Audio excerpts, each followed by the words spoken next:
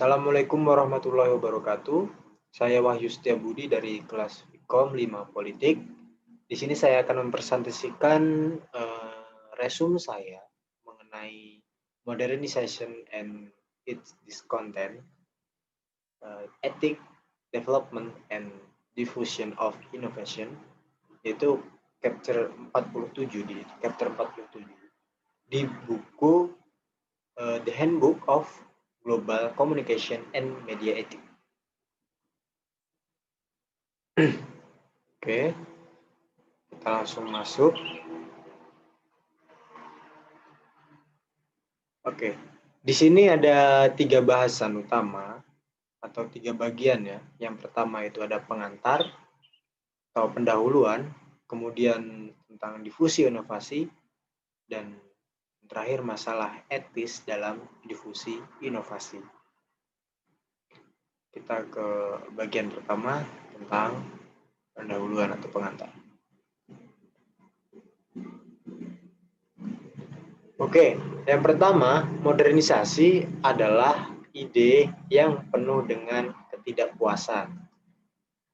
Lalu mengapa bisa dikatakan demikian? Oke, cek. Nah, sebagian penyebabnya adalah karena modernisasi itu terkenal dengan karakternya yang interdisipliner. Artinya itu, jadi modernisasi atau bahasan tentang modernisasi, untuk memahami modernisasi itu nggak bisa kalau hanya dipahami dengan satu sisi bidang ilmu atau satu disiplin ilmu gitu. Jadi untuk memahami modernisasi harus menggunakan berbagai disiplin ilmu seperti politik, sosiologi, ekonomi, komunikasi, pertanian, antropologi, psikologi, bahkan juga seni. Dan itulah sebagian penyebabnya mengapa kok bisa dibilang ketidakpuasan. Karena ya mungkin akan terpuaskan di salah satu ilmu politik, tetapi mungkin saja belum memuaskan di bidang sosiologi. Oleh karena itu harus dipahami secara bersama-sama menggunakan ya berbagai disiplin ilmu itu tadi. Kemudian untuk selanjutnya, teori modernisasi itu terjalin dengan isu pembangunan dan media. Di sini ada dua buah pendapat atau klaim dari Lerner pada tahun 1958 dan Scrum pada 1964. Oke, kita cek. Nah, ini klaim Lerner. Lerner pada tahun 1958 dalam studinya tentang Timur Tengah, dia mengklaim bahwa Islam benar-benar tidak berdaya ketika harus mempertahankan tradisinya. Jadi maksudnya Lerner di sini adalah ketika teori tentang modernisasi mulai bermunculan dan mulai diberlakukan oleh beberapa negara, di situ Lerner mengklaim bahwa Islam tidak akan bisa ngapa-ngapain, dikatakan tidak berdaya oleh Lerner. Ketika Islam harus mempertahankan tradisinya gitu, tradisi budaya Islam gitu. Dan kemudian ada klaim lagi dari Scrum. Sementara itu, Scrum mengklaim bahwa informasi adalah salah satu hak asasi umat manusia dan satu persyaratan yang mutlak yang dibutuhkan untuk kebebasan dan martabat umat manusia di dunia. Di luar itu, maksudnya di sisi lain itu, ini juga sebagai alat untuk mencapai hal-hal tertentu yang diinginkan mayoritas negara. Jadi Scrum itu menganggap bahwa sebuah informasi itu adalah sebuah hak asasi manusia, maksudnya dalam HAM, di mana setiap orang berhak untuk mendapatkan informasi tentang modernisasi atau tentang apapun, dan itu haknya setiap manusia gitu. dan itu harus dipenuhi dan sebagai syarat untuk sebuah kebebasan. Dan di situ martabat seorang manusia, seorang individu, apabila dia tidak dibatasi dalam informasinya, itu tandanya manusia itu sudah dibatasi kebebasannya dan tentunya martabatnya itu tidak diperhitungkan gitu, seolah-olah tidak bermartabat manusia itu, karena itu sebuah syarat yang mutlak menurut Scrum.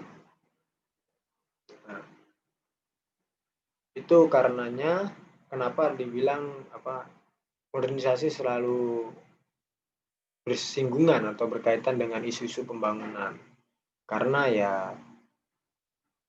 dianggap yang pertama, Lerner menganggap apabila Islam tidak mau merubah budayanya maka akan tidak berdaya dalam hal kemajuan itu, pembangunan intinya. Dan di sini juga Scrum juga mengklaim bahwa informasi itu juga penting adanya dalam proses pembangunan atau modernisasi. Di sini ada sejarah teori modernisasi dan hubungannya dengan kebijakan luar negeri Amerika pada waktu itu. Di sini ada 3 buku yang membahas tentang hal tersebut. Yang pertama bukunya Ekblad pada tahun 2010, cek. Nah, Ekblad di sini memulai analisisnya dengan memusatkan perhatian pada peranan persepsi negeri-negeri di wilayah barat. Jadi orang Afrika, India, dan Cina itu dianggap tidak memiliki sifat hemat, disiplin, dan impresif, serta kepercayaan tradisional, kemalasan, dan tahayul. Kemudian ketidakmampuan mereka untuk menginternalisasi perilaku yang diperlukan agar dapat memanfaatkan teknologi atau kemajuan teknologi modern secara efektif itu membuat mereka seperti tidak tahu jalan dalam keadaan menahan pembangunan atau tidak ada sebuah pembangunan gitu, jadi menahan pembangunan. Kemudian Eckblad juga menyatakan bahwa asumsi teori modernisasi adalah bahwa melalui instruksi dan penggunaan teknologi modern, pandangan orang akan diubah. Kemudian ia juga mengklaim bahwa ide-ide baru untuk pembangunan berkelanjutan mulai berlaku. Ketika itu berlaku, maka modernisasi tidak akan lagi digunakan. Kemudian ada buku Gilman pada tahun 2003, buku karangan Gilman. Di sini Gilman menganalisis, mengkritik teori modernisasi dengan searah. Maksudnya hampir sama dengan Ekblad tadi. Tetapi di sini Gilman menekankan di beberapa dimensi yang berbeda dari perkembangan dan penerapannya, berakar pada perbedaan antara masyarakat tradisional dan modern. Teori modernisasi mengemukakan adanya pola umum dan esensial dari pembangunan. Kemajuan yang ditentukan dalam teknologi, institusi militer dan birokrasi, serta struktur politik dan sosial. Beberapa asumsi yang mendasari upaya modernisasi, seperti yang dibayangkan oleh para ilmuwan Amerika, menurut Gilman itu pada akhirnya semua negara itu akan homogen atau on board.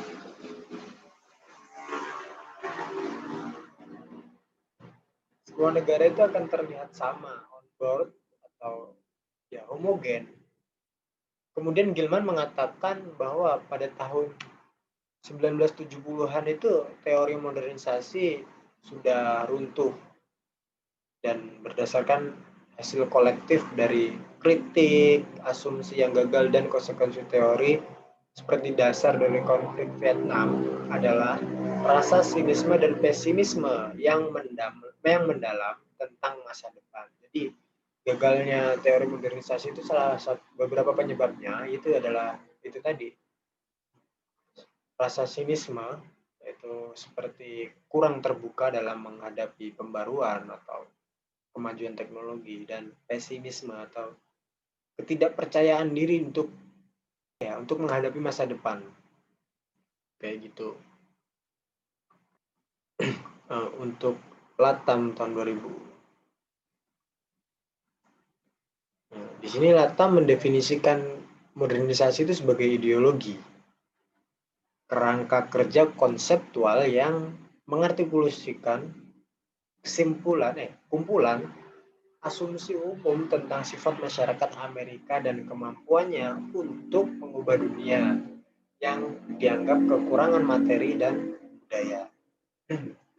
Analisis sosial yang objektif dapat menyediakan alat dasar yang diperlukan untuk membentuk masa depan dunia. Jadi, Lata mendefinisikan modernisasi itu sebagai ideologi di mana sebuah kerangka yang mengartikan sebuah kumpulan-kumpulan pendapat, asumsi, klaim gitu tentang sifat masyarakat Amerika pada waktu itu dan kemampuannya untuk mengubah dunia, yaitu yang dianggap masih kekurangan materi dan budaya.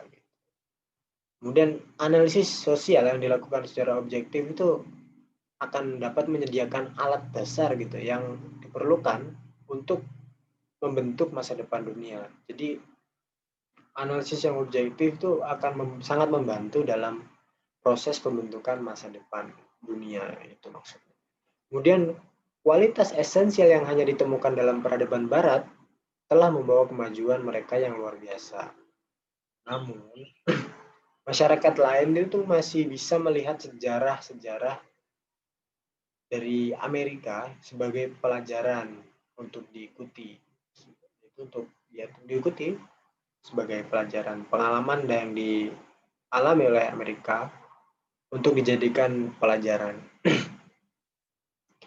Karena penyimpangan dari jalur yang dipetakan hanya akan menunda transformasi yang vital dan diperlukan. Perlawanan nasionalis di pihak masyarakat berkembang, bersifat xenofobia dan tidak rasional. Kesimpulan ini dianggap hasil dari analisis ilmiah yang objektif ditambah dengan pemenuhan tujuan disiplin ilmu, misi nasional, dan tugas etis patriotik. Jadi ketika sebuah negara tidak mengikuti jalur dari modernisasi atau tidak mau mengikuti dari perkembangan teknologi, itu seolah-olah hanya akan menunda perubahan, menunda transformasi, menunda kemajuan yang vital. Misalkan saja dalam bidang teknologi, ketika sebuah negara misal menutup dalam hal teknologi, tidak mau menerima, tidak mau terbuka dengan teknologi, justru itu akan menunda kemajuan mereka gitu. Bayangkan saja ketika misalkan Indonesia saat ini belum terbuka dengan teknologi dan belum mau menerima teknologi, istilahnya keluar dari jalur kemajuan dunia, pasti Indonesia akan sangat tertinggal gitu dari negara-negara lain yang terbuka dengan teknologi. Mungkin itu untuk pendahuluan. Selanjutnya kita coba kembali dulu. Ada bahasan tentang difusi inovasi.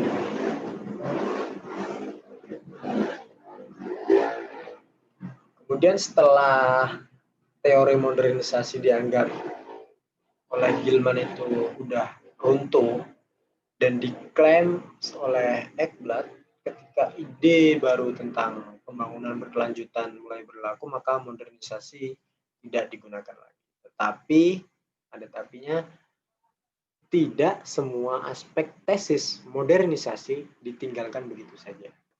Misalnya,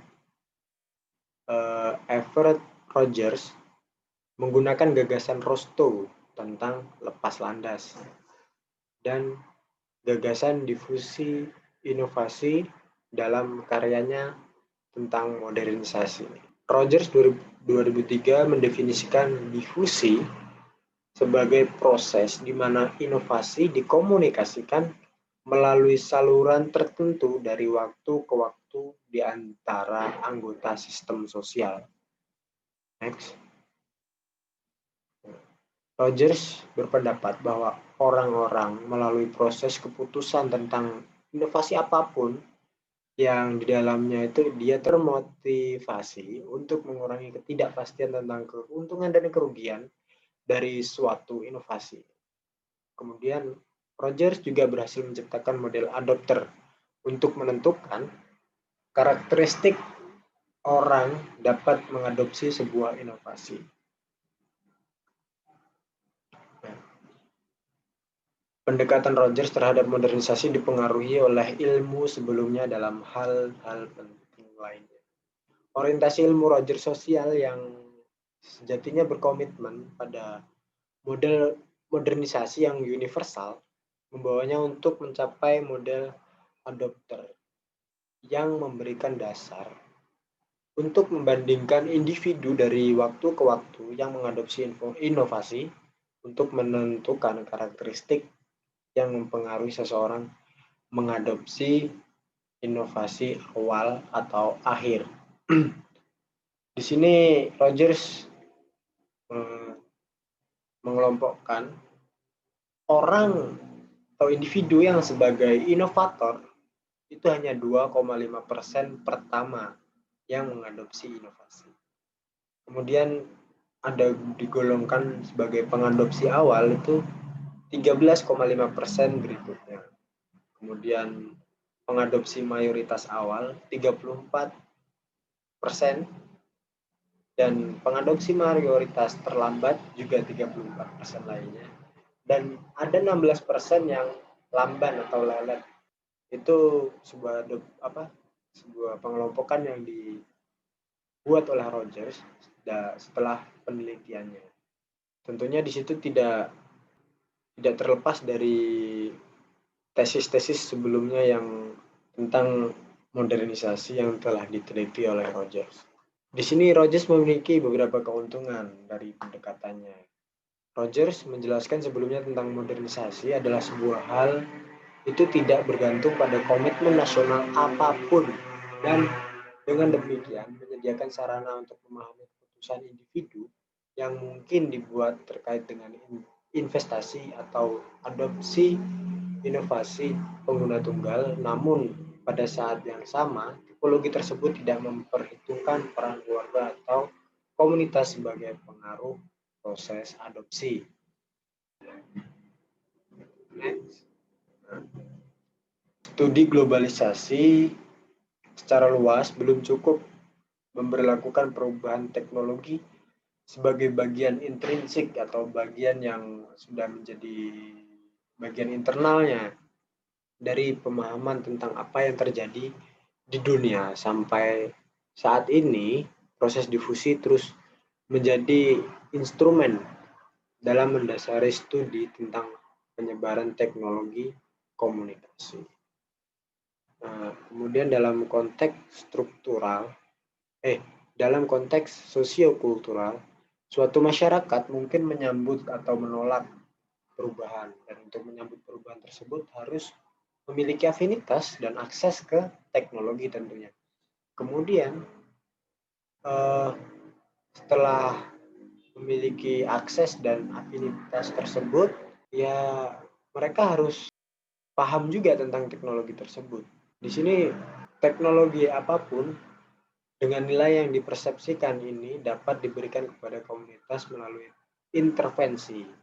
Setelah intervensi terjadi, itulah hasil difusi dalam komunitas. Artinya begini, intervensi itu seperti penyaluran. Seperti misalkan dalam sebuah komunitas ada satu orang yang paham tentang teknologi, dan di situ dia memberikan pemahaman kepada rekan-rekannya, satu organisasi atau komunitas itu, kemudian teman-temannya paham dan temannya kemudian menggunakan teknologi. Setelah itu temannya memberikan pemahaman lagi kepada temannya yang lain di luar organisasi, dan di situ mungkin di komunitas lain, di situ terjadi difusi melalui sebuah intervensi yang terjadi. Difusi ini tergantung pada sifat teknologi itu sendiri juga, kemudian dapat mengubah tradisi dengan demikian dapat mencapai modernisasi pada taraf tertentu. Jadi ketika orang sudah melakukan sebuah difusi atau tentang menerapkan teknologi dan menyebarkan teknologi dengan intervensi yang demikian, di situ sebenarnya sudah bisa mencapai modernisasi atau pembaruan sampai ke taraf tertentu atau diserap dalam tradisi sehingga memiliki sedikit atau tidak ada pengaruh pada tingkat tradisi versus modernisasi yang ada. Artinya ketika teknologi diserap dalam sebuah tradisi itu artinya akan mengurangi pengaruh antara tradisi dengan modernisasi yang sudah ada. Dalam kedua kasus tersebut itu realitas baru menjadi konteks kultural yang melaluinya. Setiap intervensi teknologi selanjutnya akan disaring yang prosesnya dinamis. Jadi prosesnya akan selalu dinamis dan sumbernya juga akan selalu dinamis. Bisa jadi sumbernya ketika orang yang pergi ke luar negeri atau pergi ke tempat yang lebih maju atau lebih paham tentang teknologi, kemudian kembali ke tempatnya yang belum memahami teknologi, dan di situ dilakukanlah sebuah intervensi antar anggota keluarga atau komunitas atau teman dan lain sebagainya, dan itu prosesnya selalu dinamis. Itu tadi tentang difusi inovasi, kemudian masalah etis dalam difusi inovasi. Ada asumsi ketakutan, terutama setelah kekalahan pasukan nasionalis di Cina oleh tentara Mao Zedong bahwa negara berkembang akan jatuh domino demi domino atau satu persatu ke dalam kekuatan komunisme yang amoral. Meskipun perang dingin sudah berakhir pada waktu itu pada tahun 1991, hal itu ternyata segera tergantikan oleh kekhawatiran dengan penyebaran senjata nuklir, kebangkitan fundamentalisme Islam, dan kemudian apa yang disebut perang melawan teroris. Logika atau landasan pemikiran yang mirip dengan perang dingin digunakan sebagai pembenaran dalam menghadapi ancaman baru ini. Poros kejahatan secara aktif mendukung pelatihan teroris dan penyebaran lebih lanjut senjata pemusnah massal. Artinya, dasar untuk memberikan bantuan pembangunan tidak banyak berubah sejak artikulasi teori modernisasi, meskipun telah kehilangan legitimasinya pada tahun 1970-an. Seperti yang disebutkan salah satu laporan dalam Perserikatan Bangsa-Bangsa, ancaman nyata atau yang dianggap mengancam keamanan nasional telah menjadi lebih banyak. Meskipun perang dingin telah berakhir, sekarang terdapat lebih banyak konflik lokal, regional, serta serangan teroris yang dapat menyerang secara acak. Kesulitan etis ditimbulkan oleh logika dasar ini adalah bahwa keamanan nasional itu adalah hal yang menyangkut etika secara langsung. Jadi kali ini ialah dimana ketika setelah perang dingin berakhir, di situ justru malah muncul lebih banyak kekhawatiran atau ketakutan yang datang dari penyebaran senjata nuklir atau senjata pemusnah massal yang dilakukan oleh aktor-aktor non-negara. Konflik-konflik yang terjadi di regional itu justru bukan dari aktor negara, jadi aktor-aktor kelompok komunitas dan hal itu yang ditakutkan juga mereka itu menyerang random, acak, dan di sini jelas keamanan nasional seolah-olah tidak diperdulikan gitu. Justru itu sebenarnya sebuah etika yang harusnya dijaga. Lanjut. Nah, di sini masalah etis dalam difusi inovasi. Ada beberapa poin yang saya ambil. Yang pertama ada sebuah asumsi ketakutan setelah perang dingin berakhir yang tadi itu. Yang tadi itu maksudnya ialah ya munculnya berbagai aktor-aktor dari non-negara yang menyerang secara acak yang memunculkan ketakutan. Kemudian pada akhirnya dalam teori difusi dikatakan bahwa semua negara akan menjadi on board. Di sini dianggap dalam difusi itu semua negara pada akhirnya, pada ujungnya akan menjadi homogen, akan menjadi sama atau on board, sejalan gitu. Dan di sini ya nggak bisa dipungkiri juga memang seperti itu. Hanya saja yang membedakan itu tingkat kemajuan atau istilahnya kalau diibaratkan sebuah perjalanan itu ada yang sudah di kota B, yang misal yang satu udah sampai di kota B, yang mungkin yang ketinggalan masih sampai di kota A. Hanya itu saja yang membedakan. Pada akhirnya akan terus berjalan maju gitu.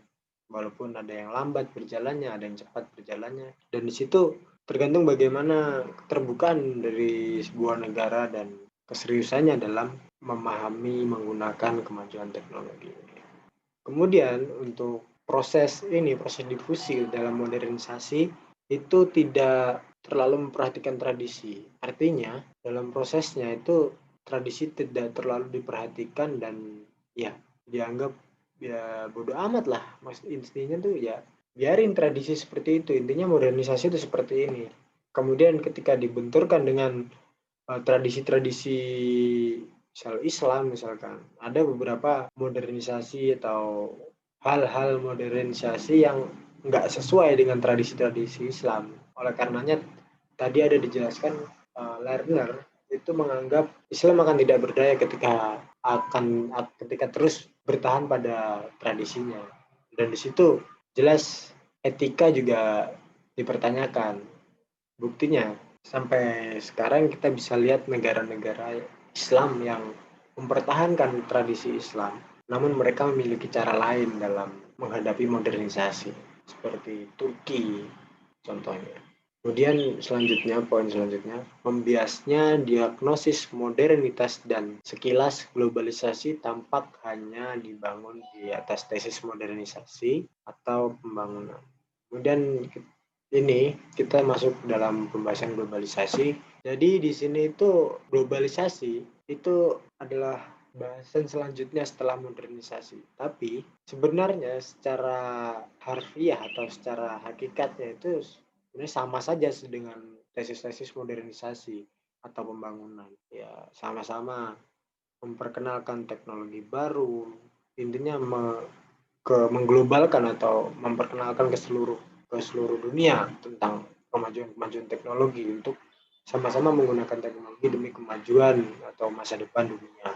Kemudian poin selanjutnya, terjadinya kesenjangan digital di mana kelompok yang berinvestasi dalam sejumlah teknologi masih terbatas dan pemahaman tentang masing-masing teknologi juga terbatas. Jadi di sini terjadi kesenjangan, mungkin bisa terjadi karena peraturan di sebuah negaranya yang membatasi akses teknologi bagi setiap masyarakatnya dan kurangnya edukasi tentang teknologi yang diberikan kepada masyarakatnya, yang sebenarnya itu adalah hak yang harus diterima, hak yang dimiliki oleh setiap masyarakat atau setiap orang untuk mendapatkan akses pendidikan dan tentunya akses terhadap teknologi juga jangan dibatasi, karena itu tadi, informasi adalah termasuk ke dalam hak asasi manusia, di mana di situ untuk mewujudkan sebuah kebebasan. Apabila dibatasi, di situ